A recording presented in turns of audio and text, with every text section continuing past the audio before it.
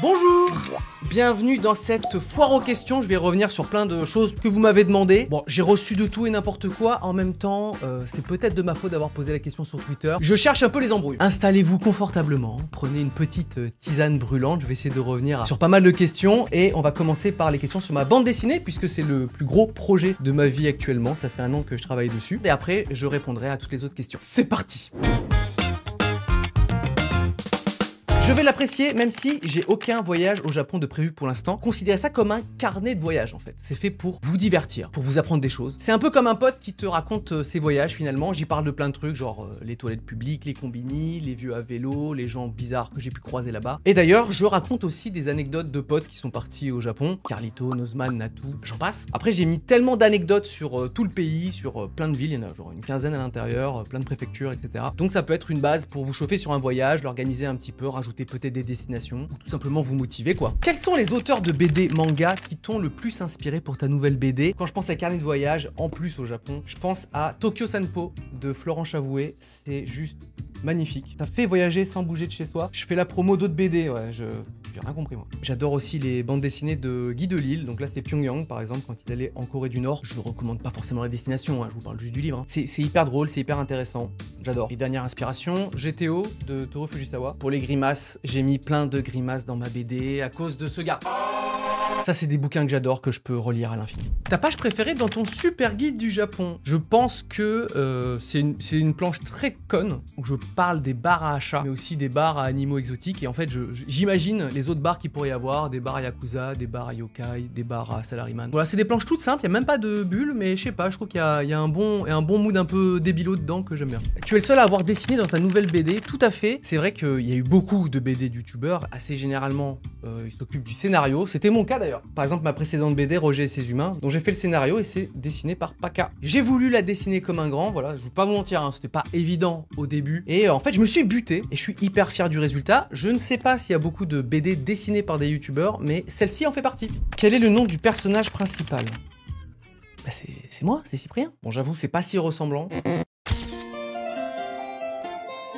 J'aurais pu l'appeler d'ailleurs Cyprien au Japon, ce qui aurait été un titre de merde, clairement. Tu avais ce projet depuis combien de temps? C'était un objectif, je l'avais dit dans une vidéo il y a presque 10 ans, quand j'avais annoncé ma BD Roger et ses humains. Je voulais être dessinateur de BD quand j'étais gamin. En témoigne cette bande dessinée que j'ai dessinée quand j'avais 12 ans. Ça, c'est pas édité par Glénat, hein. C'est un mauvais manga, je ne le recommande à personne, j'avais 12 ans, laissez-moi tranquille. Entre temps, je suis devenu youtubeur et j'ai eu plein de projets, donc j'ai jamais pris le temps de dessiner une BD. Cependant, l'année dernière, il y a eu un drame dans ma famille. Je me suis tourné vers mes passions un petit peu plus intimes pour me reconstruire, pour faire un truc que j'aime bien sans forcément être au milieu des gens. J'ai fait plein de vidéos qui parlent du Japon, pourquoi pas une bande dessinée qui parlerait de ça. J'ai dessiné ça pendant 1 an, souvent en live sur Twitch d'ailleurs. Et c'était super d'échanger avec vous sur l'angle des blagues, comment mettre en page. Vous m'avez corrigé parfois même. Ça m'a fait beaucoup de bien, c'est un peu ma thérapie. Lepierreguide.com, c'est actuellement en précommande. Après les préventes, est-ce qu'on pourra trouver ta BD en librairie? Alors oui, l'année prochaine, cependant ce sera pas le même livre. Déjà, il y aura pas votre nom à la fin dans les remerciements, même si ce sera écrit en petit. Si vous précommandez le livre, vous pouvez mettre votre nom à l'intérieur, tout simplement. Et le livre de la précommande aura une couverture cartonnée, vernis sélectif, tranche en tissu. L'idée, c'est de faire le plus beau livre possible et d'avoir une version un petit peu plus sobre en librairie. Les figurines en magasin, please! Ah non, désolé. Non, elles sont disponibles que en précommande. Pour ceux qui savent pas, j'ai voulu créer des produits associés à la bande dessinée que j'aurais jamais sorti sinon, dont des figurines, parce que pour moi, le Japon égale figurines, gachapon, tout ça. J'ai dessiné les croquis, les différentes expressions, j'ai corrigé les prototypes et voici le résultat. Elles sont tout simplement incroyables, selon moi. Elles sont vendues dans des blind box, donc vous ne savez pas quel modèle vous allez avoir exactement. Et bien évidemment, il y a un modèle mystère qui est incroyable. Je pense qu'on peut concurrencer les Laboubou. On fait trembler les industriels là actuellement, attention! Je me suis beaucoup investi dans tous les produits associés à la bande dessinée, même l'autocollant qui est vendu avec, j'ai voulu le dessiner moi-même. Et pour les figurines, je voulais vraiment un objet stylé que tu peux mettre fièrement dans ta bibliothèque. Et donc c'est un produit exclusif. Après le 11 juillet, ce sera plus possible de se les procurer. Peut-être même qu'elles vont prendre de la valeur dans la nature, on ne sait pas, c'est peut-être le futur Bitcoin, non? Non. Un pop-up pour ta BD. Non mais les gars, je lance pas un produit. Par contre, je me dis que pourquoi pas passer dans des salons ou conventions manga animés parce que je fais une BD sur le Japon. J'ai jamais mis les pieds dans des endroits comme ça. Si vous en avez à conseiller, n'hésitez pas. Ce sera une première pour moi. Combien y a-t-il de cartes en tout? Il y a 41 cartes Shuricard. Ça, c'est l'autre produit exclusif à la précommande. J'ai créé 20 cartes normales qui existent également en version holographique. Donc ça fait 40 cartes en tout. Et la 41e carte, c'est la carte exclusive du pack collector qui est une parodie de Pikachu Surfer. J'adore cette carte, je sais pas pourquoi. J'ai travaillé avec une dizaine d'artistes que j'admire vraiment. Moi, j'aurais proposé un croquis magnifique et eux, ils ont fait cette version-là. Laquelle préférez-vous? Il y a un charme dans le... Non, c'est dégueulasse, c'est dégueulasse. Je trouve que 41 cartes, c'est pas trop mal pour un produit collector comme ça. Je pense qu'en achetant quelques boosters et en faisant quelques échanges, vous pouvez avoir la collection complète. C'est pas aussi compliqué que des cartes Pokémon. J'ai terminé avec les questions sur la bande dessinée. On passe à la suite. Est-ce que tu as déjà pensé à refaire des podcasts avec la recette à l'ancienne? Alors faire exactement comme avant, c'est-à-dire dans mon salon et tout, pas vraiment. Cependant, je pense avoir trouvé une petite formule un peu hybride, où en gros c'est comme un podcast à l'ancienne face caméra, où j'analyse une thématique, sauf que c'est en mise en scène où je me lâche un petit peu. Ce que vous pouvez voir par exemple dans ma vidéo sur l'adolescence, ma vie de papa, les jeux de société. Comme ça c'est un peu comme avant, et en même temps je m'amuse à la mise en scène. Un petit mélange des deux, un petit mix, c'est ça la nouvelle formule. Dans 10 ans, tu te vois toujours continuer YouTube. Alors ça dépend quel est l'âge limite pour mettre des perruques. Là, ma chaîne YouTube, elle va vers ses 20 ans. Donc, je vise les 30. À défaut d'avoir le plus grand nombre d'abonnés, je peux peut-être être la plus vieille chaîne YouTube de France active. Quand vas-tu arrêter de faire des masterclass? Ce n'est pas prévu. Non mais attendez, je prends des questions qui m'arrangent. L'IA t'effraie-t-elle en ce qui concerne la création artistique? Alors, le seul truc qui m'effraie avec tout ça, avec l'IA générative, c'est que j'ai peur que les gens perdent le goût de faire des choses par eux-mêmes. Pourquoi apprendre à dessiner, écrire des scénarios, faire de la musique quand tu peux tout faire en 2 clics? Papa, regarde, j'ai dessiné une maison. Attends, mais tu dessines super bien. Merci, c'est vrai que je suis assez fort en prompt. Mon fils, je suis si fier de ChatGPT. Merci papa. Ah, je suis touché. Je vais le ranger à la poubelle. Je le sais, j'aurais pu générer les textes, les planches, la structure de tout ce livre en 2 clics, mais non, ça m'a pris 1 an. Mais je vous invite à regarder mon court-métrage Ne croyez pas cette vidéo, puisque je résume un petit peu tout ce que je pense de l'intelligence artificielle. Et j'en dis pas que du bien. Ton Pokémon préf? Pourquoi Fujisan il a flop alors que c'est la meilleure vidéo de YouTube? Ah, ce n'est pas la meilleure vidéo de YouTube, puisque c'est les moustiques, hein.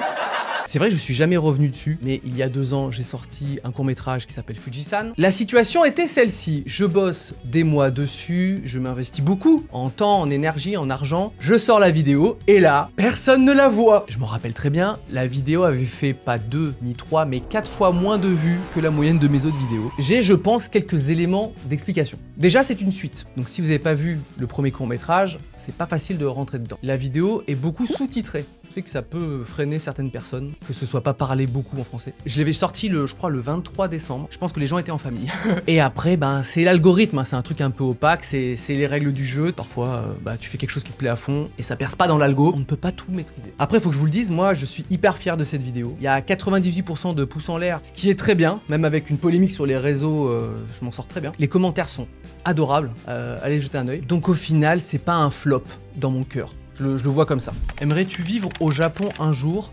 Non. J'adore y aller, j'adore découvrir le pays, etc. Cependant, j'aime trop la France. J'ai ma famille, mes amis, mon travail ici, donc non. C'est là que ça se passe. Dans ta dernière FAQ, tu nous as parlé d'un projet de faire un film. Où en es-tu avec ce projet? Effectivement, je vous avais dit que je faisais un film. Et je vous l'annonce, il est pas financé. C'est un film qui est cher pour des raisons techniques et les diffuseurs, je pense que pour un premier film, parce que j'ai jamais réalisé encore de film, ils préfèrent quelque chose de moins cher, tout simplement. Pourtant, j'étais allé hyper loin dans le processus, j'avais fait les scénarios, j'avais storyboardé, il y avait le casting avec Philippe Catherine, Louane, Thomas Oliveres entre autres. Mais un film, ça se fait avec plein de partenaires, des diffuseurs, distributeurs, etc. Est-ce que je me laisse abattre? Pas du tout, je suis justement en train d'écrire d'autres comédies, d'autres films qui sont moins chers, donc j'imagine plus simples à produire. Et on n'est pas à l'abri que ce projet avec Gaumont ressorte d'un tiroir, un de ces 4. Moi je reste optimiste, j'aime tellement faire ça, faire de la fiction, que je garde la pêche, on avance, c'est pas grave. Referas-tu des vidéos comme avant, les aspirateurs l'Amérique? Les aspirateurs. Quelle est cette vidéo, les aspirateurs? Je sais pas si vous avez remarqué, mais quand tu passes l'aspirateur, parfois le câble il est trop court, tu sais, tu galères comme ça. Alors non, parce que moi j'ai un aspirateur sur batterie. Ouais, mais quand t'as plus de batterie, genre...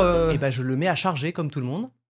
Et alors? Et bah alors abonne-toi, voilà! Ouais, abonne-toi, ouais. C'est de la super vidéo, ça. Donc non, je ne referai pas une vidéo comme les aspirateurs. Comment ça se fait qu'on ne te voit pas trop faire des collabs avec les autres youtubeurs? Je pense que ça vient du fait que, comme j'invite pas tant de gens sur ma chaîne YouTube, j'invite quelques personnes, etc. Et aussi que je suis un peu estampillé fiction, donc moins fit and fun, etc. Bah je fais partie des gens qu'on invite moins. Je vois ça comme ça. Quels sont les artistes que t'écoutes le plus? Je pense que c'est Joe Hisaishi, Vampire Weekend, Radiohead. Voilà quoi. Tu dessines depuis combien de temps et c'est quoi ton matos? Je dessine depuis cet âge-là, hein, depuis que je suis tout petit, j'ai toujours voulu dessiner. Et mon matériel c'est le suivant, c'est une tablette avec l'application Procreate pour dessiner des grimaces. Est-ce que tu peux faire des formats plus longs sur YouTube? Tu es le seul qui fait du 10 minutes maintenant. Ça, c'est une question très intéressante. Parce que c'est vrai, hein, sur YouTube, les vidéos, elles deviennent de plus en plus longues. 20, 30, 40. Tu trouves facilement des vidéos de 50 minutes, d'1 heure. Inox Tag, calme-toi. Vas-y, viens, je t'attends. Tu vas faire quoi maintenant? Ça vient du type de vidéo. Quand tu tournes un concept de type émission, en une demi-journée ou une journée de tournage, tu peux avoir facilement entre 30 minutes et 1 heure de vidéo. Quand tu fais de la fiction, donc dans mon cas, c'est du sketch, de la parodie, du court-métrage, en une journée, moi, je produis 5 minutes de vidéo. Par exemple, ma vidéo sur les documentaires, elle dure 15 minutes, c'est 3 jours de tournage. Donc, est-ce que c'est optimisé en termes de rentabilité? Pas du tout. Mais c'est ce que j'aime faire. Moi, j'aime trop faire de la fiction, donc c'est le risque à prendre. Peut-être que mon comptable, il a une autre opinion. Monsieur Love, j'ai regardé un peu vos comptes, là, il faudrait faire du fit and fun, s'il vous plaît. D'accord? Ce serait le mieux. Vous invitez Michou, Jilcy, Squeezie, qui vous voulez. Mais me faites plus de la fiction, là, c'est quoi cette histoire? Et votre BD, vous la faites faire par une IA. Arrêtez de me casser les couilles. Ça te fait quoi d'être papa? C'est super! Je sais pas quoi lui dire. Que penses-tu de l'évolution de YouTube qui est passé de passion à des productions dignes de la télé? Exemple MrBeast ou des trucs un peu moins onéreux comme Squeezie ou même tes vidéos. Alors, mes vidéos, celles de Squeezie aussi, coûtent très cher, hein, faut pas croire. Je pense que tu peux avoir la très grosse production et garder quand même ta passion. Pour moi, je le vois comme... avant, les vidéos étaient faites par passion avec peu d'argent et aujourd'hui, elles sont faites par passion avec beaucoup d'argent. Probablement, il y a des vidéos qui sont faites sans aucune passion, avec beaucoup de moyens. Et ça, vous le saurez malheureusement jamais, j'imagine. Un petit leak de ton prochain court-métrage.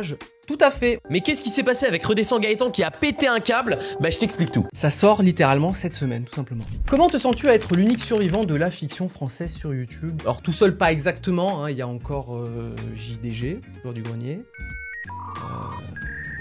Ouais, on est tout seul, ouais. C'est vrai qu'à l'époque, avant, il y avait beaucoup de gens qui faisaient du sketch, de la fiction, Studio Bagel, Golden Moustache, même Seb, MrV, et ils ont tous changé de contenu en fait. À mon avis, ça vient de ce que je disais juste avant. En fait, tu peux produire beaucoup plus en faisant des émissions, des concepts, tu fais des feats amusants, tu peux déléguer aussi un petit peu à la prod. Moi, j'ai encore envie de faire du sketch, j'ai encore envie de faire du court-métrage, je me sens même presque responsable. Qu'est-ce qui se passe si j'arrête? Pas grand chose probablement. C'est possible de faire des fictions cool, du sketch, de la parodie, du court-métrage, on peut le faire. Et je peux faire aussi d'autres choses, je me ferme pas au contenu que je peux créer. Les idées, elles peuvent arriver de n'importe où. Comment ça va mentalement, faire un comeback après une longue pause, c'est pas facile. Alors, j'ai fait une pause l'année dernière, certes, pour des raisons perso. Cependant, j'ai pas fait non plus une pause de 2 ans. Hein. J'ai quand même sorti quelques vidéos dont je suis très fier en plus de ça. C'était important pour moi de revenir avec des vidéos que j'aime trop. La parodie des documentaires, je l'adore. Moi, c'est une pause qui m'a fait du bien, donc aujourd'hui, voilà, on est d'attaque, tout simplement. Hello, quel est ton plus beau souvenir au Japon? Bah, c'était cette année où on est parti avec toute ma famille, ma mère, mes frères et sœurs, mes enfants et tout. Notamment à Hakone, où il faisait hyper beau, à Kyoto, etc. Quand on déambulait en famille dans les rues, c'était trop cool. Voilà. Tu connais L'Inquétéracide? Tu veux parler des créateurs du jeu de cartes Wancul? Ils m'ont demandé si je voulais bien être une carte, j'ai accepté bien évidemment. Et en échange, ils ont bien voulu être une carte dans Shuricard. Voilà, ils font partie des 3 youtubeurs qui sont dans le jeu de cartes. Je vous laisse les découvrir sur lepirguide.com parce qu'il y a toutes les cartes qui s'affichent au fur et à mesure. Je la trouve plutôt stylée. C'est quoi les prénoms de tes enfants? Bah c'est Cypri 2 et Cypri 3. Je sais même pas comment j'aurais pu les appeler autrement. Une rencontre de prévu avec nous. Alors c'est prévu que je fasse une tournée de dédicace pour la BD. Donc oui, on va se voir. C'est quoi ton putain de rêve? Eh ben mon putain de rêve, c'est de vivre de ma passion et devenir milliardaire aussi. Est-ce que tu as réussi à trouver le van de l'épopée temporelle que tu cherchais? Alors j'étais au festival du film d'animation d'Annecy et France Télé a recouvert un van avec un visuel du dessin animé. Maintenant je vous fais l'annonce officielle. Vous avez été très nombreux à m'en parler depuis maintenant des années. Ouvrez bien vos yeux, vos oreilles. La saison 2 de l'épopée temporelle entre en production. Et comme je suis extrêmement généreux, voici un extrait vidéo. En fait, non, je suis très radin, vous aurez que ça. Ça fait tellement longtemps que je bosse dessus, je suis content de pouvoir enfin l'officialiser. C'est tellement génial de bosser sur un dessin animé, donc merci beaucoup Warner et France Télé pour la confiance. C'est grâce à eux que cette saison 2 existe. Y aura-t-il une saison 3? C'est pas moi qui décide, Jason. C'est quoi ta propre réalisation préférée? J'aime beaucoup L'autre moi parce que ça a été vraiment le pied à l'étrier pour moi. C'est mon premier court-métrage que j'ai vraiment réalisé de A à Z. Et j'aime beaucoup aussi Fujisan parce que ça se passe au Japon et je suis un bandeur du Japon. En plus du Japon, quels sont les autres pays qui te fascinent et que tu aimerais nous faire découvrir? J'ai pour projet de faire une vidéo sur la Corée du Sud. Si tout va bien, vous verrez ça bientôt sur ma chaîne YouTube, voilà. Le Japon, maintenant la Corée. T'as déjà pensé à ouvrir un compte spécial dessin? J'ai déjà ma page Instagram de dessin. Donc oui. Est-ce que le petit Cyprien aurait été fier du parcours que t'as accompli jusqu'à présent, atteindre les 14 millions d'abonnés par exemple? Oui, bien sûr, très fier, mais le petit Cyprien ne connaissait pas YouTube. Ça n'existait même pas, Internet. Donc il ne pouvait pas savoir ce que ça voulait dire 14 millions d'abonnés. Cependant, comme je rêvais d'être dessinateur de BD, et que c'est chose faite, donc du coup, je pense que lui est fier de lui. Et moi, je suis fier de lui aussi. C'est bien débrouillé. Les moustiques sont-ils toujours tes ennemis? Oui, je les déteste profondément. Ces putains de moustiques de... Est-ce que tu regardes tes propres vidéos? Mais jamais. Je pense même qu'il n'y a aucun youtubeur qui revisionne ses vidéos. Cependant, en ce moment, j'ai commencé un binge-watch de toute ma chaîne YouTube en live sur Twitch. Les frères Bogdanov habitaient dans cet immeuble. Et les viewers votent pour classer les vidéos. Voilà, je le fais en petits blocs, donc n'hésitez pas à passer. Il y a des trucs bien et des trucs terribles. Hein. Comment as-tu appris à dessiner? Bah, comme tout le monde, je dessine depuis que je suis tout gamin et j'ai jamais lâché l'affaire. Moi, j'avoue que traîner sur des forums, voir des tutos, etc., avoir des amis qui font aussi du dessin, c'est ce qui m'a aidé à progresser. Tu t'échanges toujours des techniques. Je pense que le côté social du dessin est important pour se stimuler, avoir des idées, des exigences. Mais littéralement, j'ai fait une vidéo qui parle que du dessin il y a des années. Vous pouvez la regarder. Si un jour tu devais effacer toutes tes vidéos sauf une seule, laquelle tu garderais et pourquoi celle-là? Ce serait ma vidéo sur les moustiques, bien évidemment. Un avis sur le Japon qui te mettrait dans cette situation? Les melon pan, c'est pas bon? Il y a des Japonais qui sont pas gentils?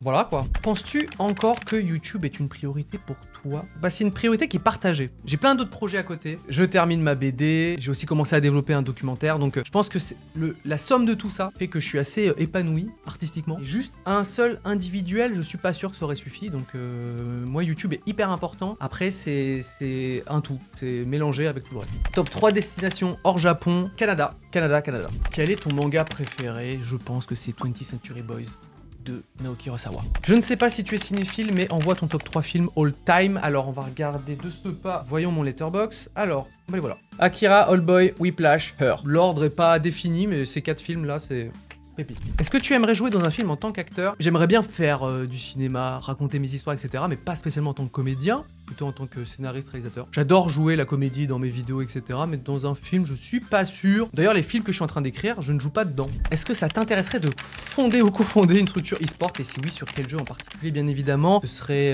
une structure d'e-sport de Tricky et Pokémon Pokémon.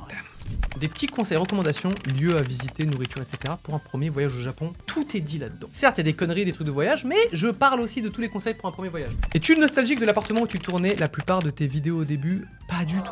Tourner chez soi, dans son propre appart, devoir tout ranger, etc. Moi, je me rappelle, je tournais face à une fenêtre avec des problèmes de son, des problèmes de lumière. J'étais très content de passer à un vrai petit studio, un endroit où je fais que tourner. Et je suis un petit peu nostalgique quand même du mood, hein. J'ai même gardé les petites lettres fake, regardez. Finalement, rien n'a changé. Merci d'avoir regardé cette FAQ. Je vous rappelle que le Pire Guide du Japon est disponible en précommande sur lepirguide.com jusqu'au 11 juillet. Je vous dis à très vite dans de prochaines vidéos YouTube. Et c'est le mois de 7 ans qui vous dit au revoir. Je suis un bandeur du Japon!